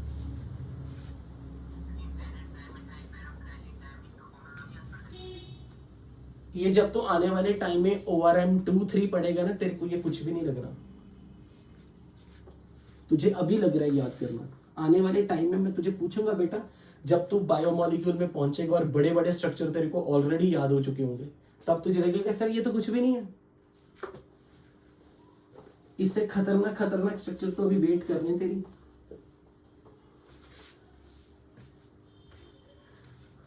ओके तो हमने बेसिकली सल्फाइड को साथ में ही कंप्लीट कर लिया। अब मैं सल्फाइड पे सेपरेट कुछ नहीं पढ़ाने वाला, बट हाँ अब मैं एक क्वेश्चन फुल फ्लैश दे रहा हूं। लेट्स से हमने 3 आयन पढ़ लिए, सल्फाइड, सल्फाइट, कार्बोनेट।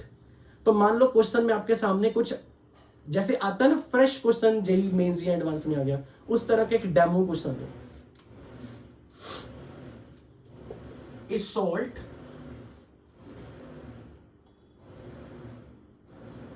BZ, ये सॉल्ट का फॉर्मूला है। इसका केटायन अननोन है, एनायन अननोन है, मुझे दोनों नहीं पता अभी।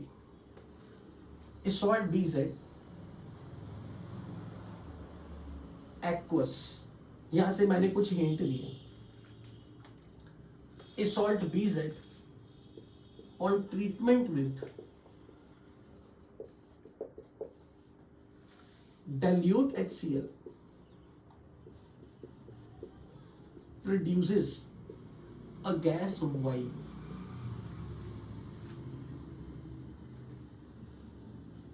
a colorless gas Y,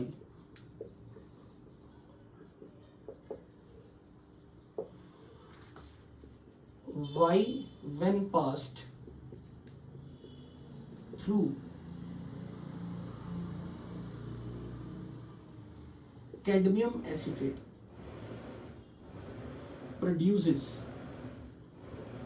yellow color of N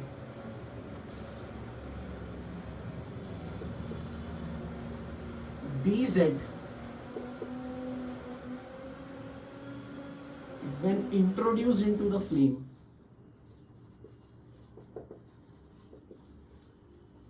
produces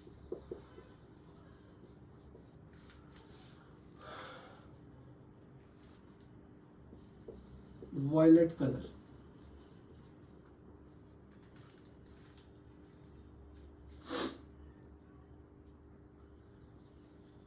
BZ when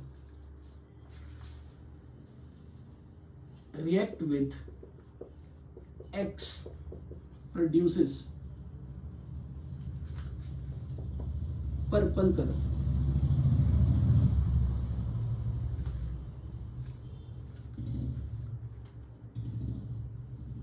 BZ on reaction with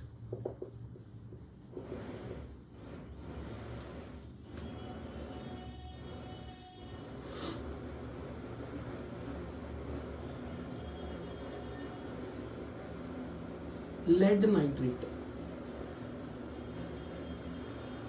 produces black precipitates of Q.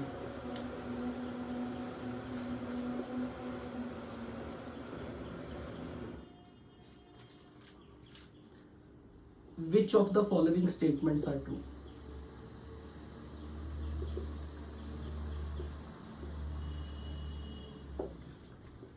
Is or are true? A option.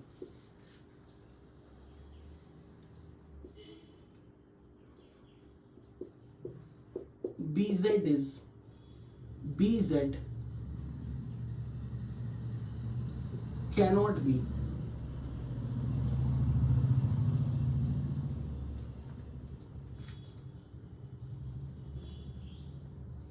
alkali metal salt.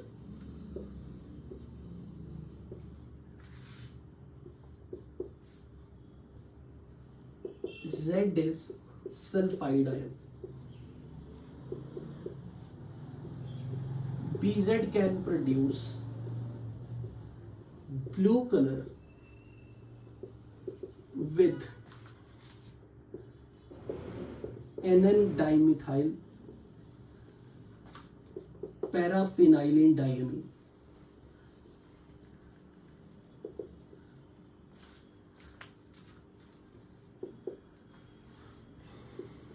BZ is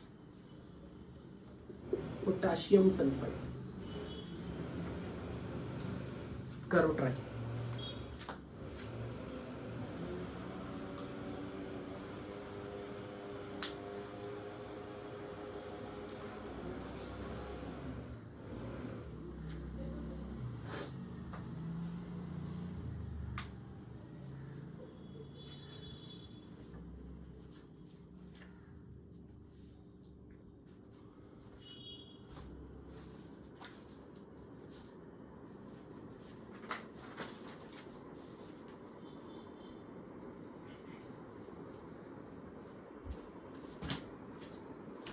करें discuss.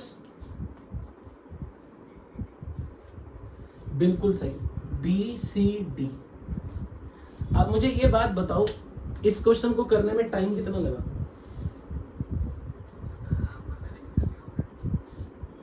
हाँ,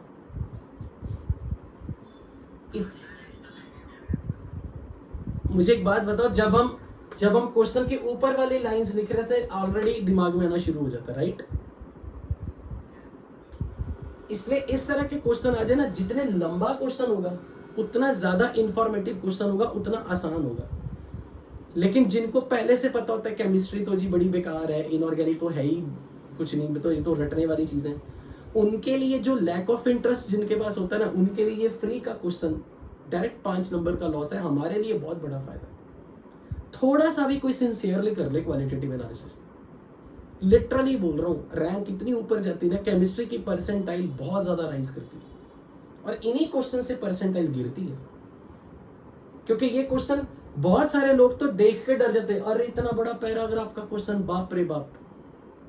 तो घबराना नहीं, जितना lengthy question उतना आसान होगा, उतनी इंफॉर्मेशन उस क्वेश्चन में उतना इजी है। जितना शॉर्ट लेंथ का क्वेश्चन है ना, वो खतरनाक हो सकता है इनऑर्गेनिक में। जितना पैराग्राफ बेस्ड क्वेश्चन आ गया, उसमें तो हिंट पे हिंट दिए होते हैं। तो I think I don't need to explain it, कि ये सब क्लियर है। मुझे बस इतना पूछना आपसे, आपने पोटेशियम को डिटेक्ट कैसे किया और आपने ए को रूल आउट कैसे किया? Very good. तो बेसिकली पहली बात तो उन्होंने बोला हुआ कि BZ जो है वो सॉल्युबल है, और अगर आप यहां तक पहुंच चुके हो उस पैराग्राफ से कि आपका ये आयन सल्फाइड आयन है, तो सल्फाइड की सॉल्युबिलिटी आपसे पूछिए। ग्रुप 1 ग्रुप 2 के sulphides in form of bisulphide और अमोनियम का सॉल्ट्स, यानी कि ये ग्रुप 1 का केटायन है, कोई ना कोई हो सकता है, ग्रुप 1 का भी हो सकता है, अमोनियम भी हो सकता है।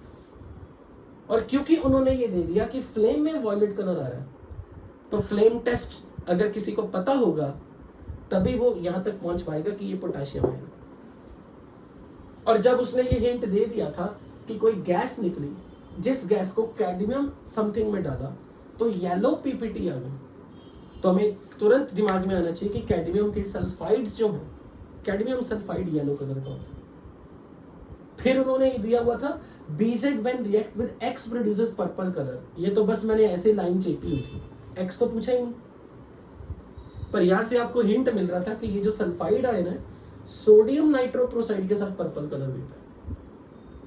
आई थिंक किसी ने इस लाइन को यूज तो कर लिया होगा दिमाग में, पर वो अलग बात है कि क्वेश्चन में कहीं भी नहीं आया। पर ये X समझ में आ रहा है कि अगर कोई सल्फाइड है और वो पर्पल कलर दे रहा है तो ये सोडियम नाइट्रोप्रोसाइड है। और क्योंकि जनरली सल्फाइड्स आर ब्लैक, इसीलिए लेड नाइट्रेट के साथ लेड सल्फाइड बनेगा जिसके ब्लैक पीपीटी होंगे। तो ये छोटी छोटी इंफॉर्मेशन है, ये बहुत काम की है कि all sulphides are black except cadmium sulphide. बोलो भाई, is this point clear to everybody? ये क्वेश्चन सबको क्लियर है? किसी को कुछ डाउट हो, मेरे से पूछना हो कुछ? Okay, so now I am moving toward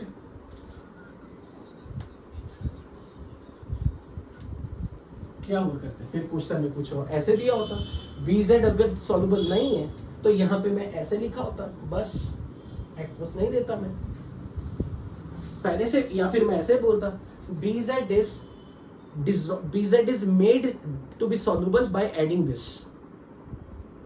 पर उससे हमें क्या, BZ की soluble insolubility के रिएक्शन से कहां कोई लेना देना?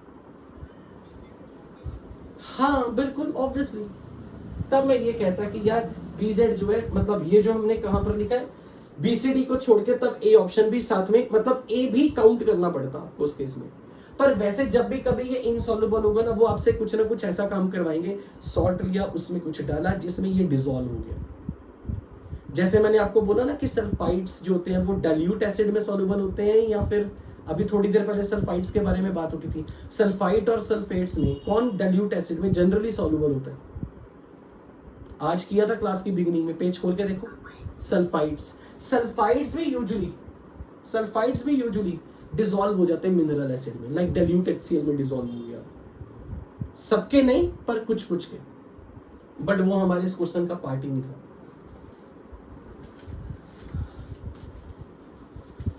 नाउ हेडिंग बनाओ test of nitrite, confirmatory test of nitrite. हाँ जी,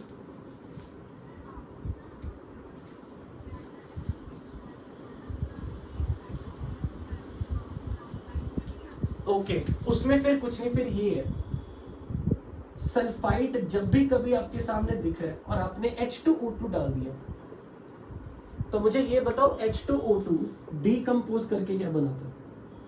have you ever studied this reaction? H2O2 decompose करके क्या बनाता है? Does anyone no?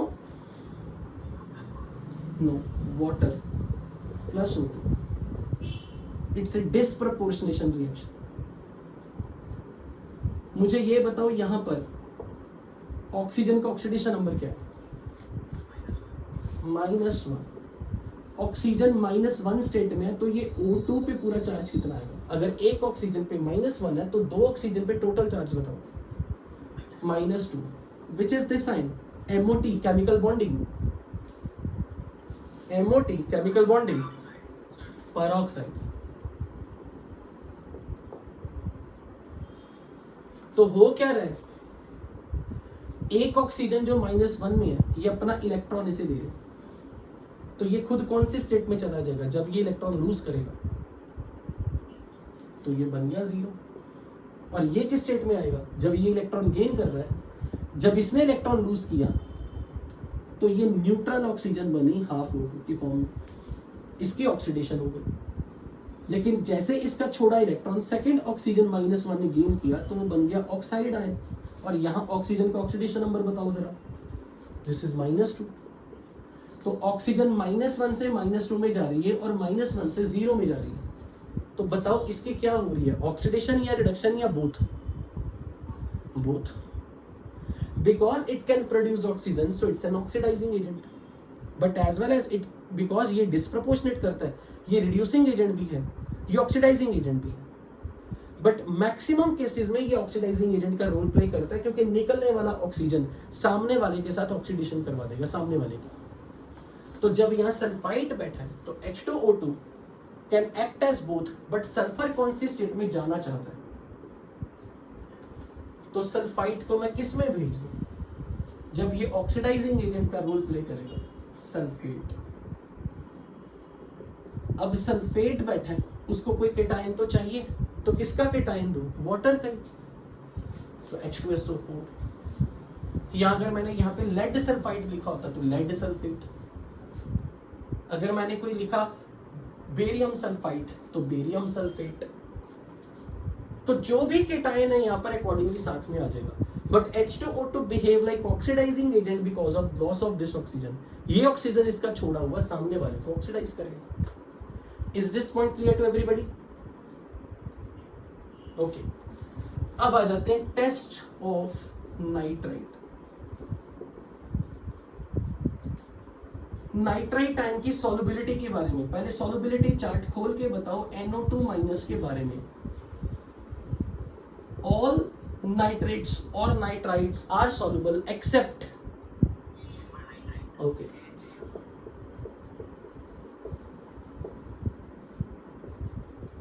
all nitrites or nitrates are soluble except AgNO2। अब मुझे एक बात बताओ, क्या सॉल्युबिलिटी चार्ट रट के याद होता है या क्वेश्चन कर करके होता? इसलिए कभी भी कोई चीज आपको लगे ना कि रटनी पड़ रही है, उसको ब्लाइंड शीट में कभी नहीं करना। क्वेश्चन सॉल्व करने बार बार उसको जब यूज करोगे माइंड में स्टोर होता जाएगा।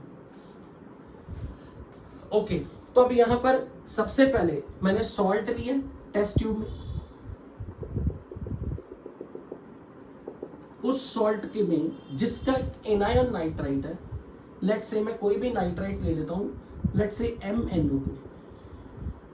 मुझे बता सकते हो इस वक्त मैंने मेटल कौन सा लिया होगा जब मैंने फॉर्मूला MnO2 लिखा? Alkali metal. तो लेट्स से इसको मैंने पानी में घोल दिया क्योंकि ये तो डिसॉल्वेबल है। तो अब मैंने इसका एक्वस सोल्यूशन लिया और इसमें डाइल्यूट H2SO4 डाला या डाइल्यूट HCl डाला। हम ये नहीं भूलने कि हम क्लास 1A के रेडिकल्स पढ़ रहे हैं। क्लास 1A में नाइट्राइट के लिए पहले हम डालते क्या है, कुछ ऐसी चीज डालेंगे जिससे गैस रिलीज हो, क्योंकि हम उस गैस के टेस्ट करेंगे। तो they will perform like what, acid और ऑक्सीडाइजिंग और रिड्यूसिंग एजेंट, ओनली एसिड। तो मुझे ये रिएक्शन बताओ क्या आएगी? MnO2 with let's say HCl,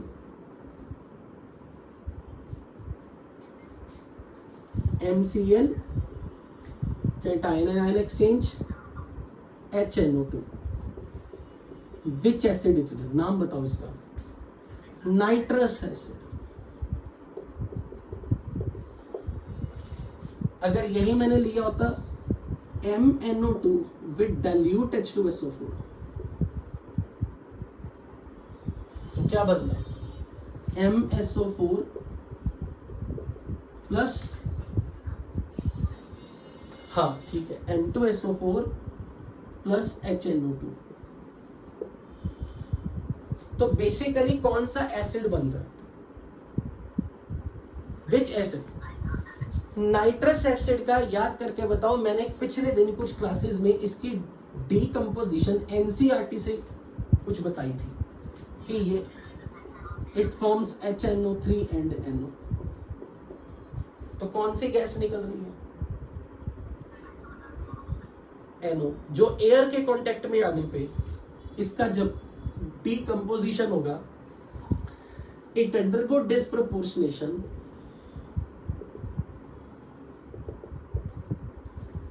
तो ये बनाएगा क्या? HNO3 and NO। When NO comes in contact with the air, क्या बनेगा प्रोडक्ट में? NO2 gas. What is the color of NO2? Reddish brown।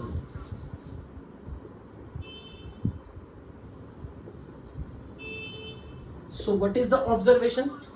हाँ बिल्कुल obviously। So what is the observation?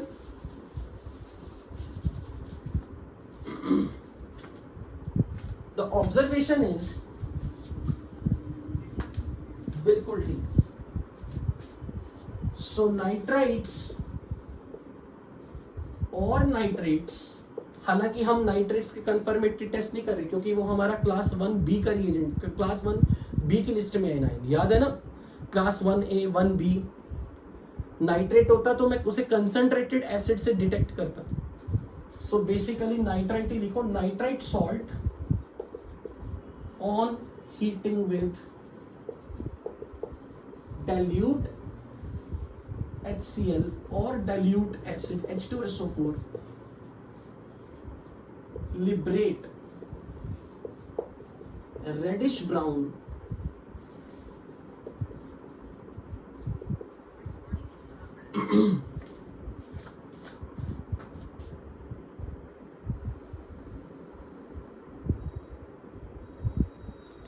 Volume आ रहा है सबको?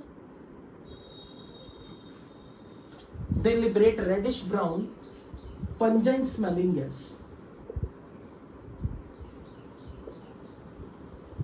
तो हम जो भी लैब टेस्ट करेंगे वो NO2 गैस के साथ करेंगे जो लिबरेट हो रही है। तो यहां से NO2 गैस के ब्राउन वेपर्स बनेंगे।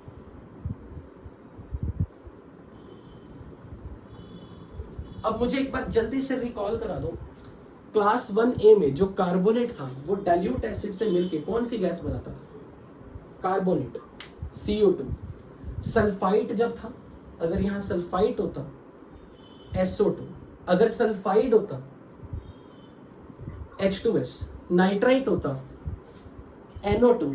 जितनी अभी तक 4 गैसेस का नाम लिया उसमें से कलर्ड गैस कौन सी है? Only NO2। तो हमारे सिलेबस में जितने भी एसिड रेडिकल क्लास 1A में है, उनमें से इकलौता नाइट्राइट आयन ऐसा है जो डाइल्यूट एसिड के साथ मिलकर कलर्ड गैस रिलीज करेगा। अब हम यहां इनकी प्रॉपर्टी की अगर बात करें, कंफर्मेटरी टेस्ट में अगर मैं लेके आऊं, हाँ बस छोड़ रहा हूं, अभी छोड़ रहा हूं, जस्ट 2 मिनट। तो अगर NO2 गैस का मैं सबसे सिंपल लैब टेस्ट करवाऊं, तो इसका पहला लैब टेस्ट आप यहां पर बता सकते हो, एसिडिफाइड KMNO4 टेस्ट। मुझे एक बात बताओ, नाइट्राइट आयन में या NO2 गैस में नाइट्रोजन का ऑक्सीडेशन नंबर क्या है? +3 और +4। नाइट्रोजन का हाईएस्ट पॉसिबल ऑक्सीडेशन स्टेट कौन सा होता है? Highest possible oxidation. तो अगर मैं इसको किसी ऑक्सीडाइजिंग एजेंट से ट्रीट कर दूं, तो ये ऑक्सीडाइजिंग एजेंट इसे +5 में ले जाएगा। और अब अपने लिस्ट में बताओ, नाइट्रोजन का कोई एनायन, नाइट्रोजन का कोई ऑक्सी एनायन आपको मालूम है जो +5 स्टेट में हो? NO3-, very good, nitrate. तो अगर कभी भी NO2 गैस दिख गई, नाइट्राइट दिख गया, अगर आप उसे किसी ऑक्सीडाइजिंग एजेंट से ट्रीट करोगे तो वो नाइट्रेट बनाएगा। पर ये लैब टेस्ट क्यों माना जा रहा है, कंफर्मेटरी टेस्ट क्यों माना जा रहा है? ये भी सॉल्युबल, ये भी कलरलेस है, ये भी सॉल्युबल है, ये भी सॉल्युबल है। अगर इस रिएक्शन के दौरान हमारे ऑक्सीडाइजिंग एजेंट का कलर चेंज हो जाए तो वो लैब टेस्ट बन जाएगा। तो अगर मैंने यहां पर KMNO4 लिया होता अंडर एसिडिक कंडीशन, तो अब आप मुझे बताओ KMNO4 का कलर क्या है? MnO4- का KMNO4 पर्पल कलर। तो अगर मैंने कोई सॉल्युबल सॉल्ट नाइट्राइट का लिया, सॉल्युबल सॉल्ट, उसको एसिडिफाइड KMNO4 से ट्रीट किया, कल रिएक्शन लिखने सीखे थे, मान लो मैंने यहां पे आपके सामने लिखा KNO2 potassium nitrite, KMNO4 with H2SO4, या मान लेता हूं मैं सोडियम नाइट्राइट लिया। तो मुझे अब ये बताओ, पूरी रिएक्शन लिख के बताओ जो कल सीखी थी आपने। Very good. It will undergo reduction और ऑक्सीडेशन। इसके खुद की रिडक्शन होगी, तो ये रिड्यूस होके मीडियम एसिडिक है। एसिडिक मीडियम में मैंगनीज किस स्टेट में जाता था? +2, तो मैंगनीज +2 स्टेट में आएगा। सोडियम का रिडॉक्स रिएक्शन में कोई पार्टिसिपेशन या पोटेशियम का रिडॉक्स रिएक्शन में पार्टिसिपेशन नहीं होता। तो अब ये बताओ, नाइट्राइट में नाइट्रोजन +3 स्टेट में, ये ऑक्सीडाइजिंग एजेंट है, ये से ऑक्सीडाइज करके इसकी हाईएस्ट स्टेट +5 नाइट्रेट में भेज रहे। तो अब मुझे ये बताओ, कलर किसका चेंज हुआ? क्या इससे ये कोई कलर चेंजेस हुए? ये भी सॉल्युबल था, ये भी सॉल्युबल है। Very good. KMNO4 का पर्पल कलर डिस्चार्ज हो गया क्योंकि Mn2+ इज कलरलेस। इनको मैं कौन से आयंस दूं? कौन से आयंस? Mn2+ को कौन सा आयन दूं? सल्फेट। सोडियम को कौन सा ion? Sulphate. Nitrate, sodium nitrate. तो सोडियम नाइट्रेट पोटेशियम नाइट्रेट भी हो सकता है, बिल्कुल हो सकता है। और पोटेशियम नाइट्रेट मैंगनीज नाइट्रेट कभी भी नहीं होगा क्योंकि मैंगनीज रिडॉक्स रिएक्शन में जा रहे हैं। जो रिडॉक्स रिएक्शन में हिस्सा ले रहा है वो एसिड उसके साथ जरूर रिएक्शन में इन्वॉल्व होगा। तो MnSO4 प्लस वाटर, बट ये कलरलेस है। तो अब हम ऑब्जर्वेशन क्या बोलेंगे कि nitrites they discharge the colour of acidified KMNO4। बोलो ये चीज क्लियर है? हाँ, सोडियम सल्फेट बन जाएगा, बिल्कुल बनेगा सोडियम सल्फेट। बट वो अब मुझे इतना पता है कि अब मैं इनकी चिंता नहीं कर रहा कि ये साइड प्रोडक्ट कौन से है। जो सॉल्युबल है ना, उनकी चिंता नहीं होती। बेसिकली जिसने रिडॉक्स में हिस्सा लिया, आपको उसका प्रोडक्ट पता होना चाहिए। मेरे लिए इस वक्त मेन प्रोडक्ट है MnSO4 और ये नाइट्रेट। अगर आपको ये पता कि नाइट्राइट नाइट्रेट में कन्वर्ट होगा तो इट्स मोर देन एनफ, क्योंकि जो रिडॉक्स में हिस्सा ले रहा है उनकी बात कर रहे हैं सबके साथ। मैंगनीज +2 स्टेट में है और वो रिएक्शन में रिडॉक्स में हिस्सा ले रहा है। जब MnO4 Mn2+ में जाएगा, जब तो इस रिएक्शन को बैलेंस करेगा रिडॉक्स रिएक्शन में, तो यहां तुझे 8H+ और 5 इलेक्ट्रॉन लिखने पड़ते हैं। तो सल्फ्यूरिक एसिड लिखना पड़ेगा ना तुझे पूरी रिएक्शन में यहां पे। तो Mn2+ तो सल्फ्यूरिक एसिड के साथ कांटेक्ट में आएगा, ठीक है। और अब अगर मैं लास्ट में ये बताऊं, मान लो मेरे पास कोई सॉल्युबल नाइट्राइट है, लेट्स से KNO2। अगर मैं इसको सिल्वर नाइट्रेट में डाल दूं तो मुझे बताओगे क्या प्रोडक्ट बनेगा? अगर मैंने सिल्वर नाइट्रेट डाला, it's soluble, potassium nitrate is soluble, product में क्या बनेगा? AgNO2 plus KNO3। तो क्या किसी की पीपीटी बनेगी दिखेंगे? All nitrites are soluble except silver, तो ये भी लैब टेस्ट हो गया, white PPT are form. So soluble nitrates produce white PPT with AgNO3। तो मैं यहां पर क्लास फाइनली वाइंड अप कर रहा हूं। आई होप कि जैसे जैसे क्वालिटेटिव एनालिसिस आगे बढ़ रहा है, टेंशन बढ़नी नहीं चाहिए, उल्टा कम होती जानी चाहिए कि हम कितनी रिएक्शंस देख रहे हैं और बार बार एक ही चीज रिपीट हो रही, कैटायन एनायन एक्सचेंज या redox reactions. So with this I am going to end up the today's class. शाम को हम यहीं से कंटिन्यू करेंगे। So from my side class is over, people can exit it. Thank you very much.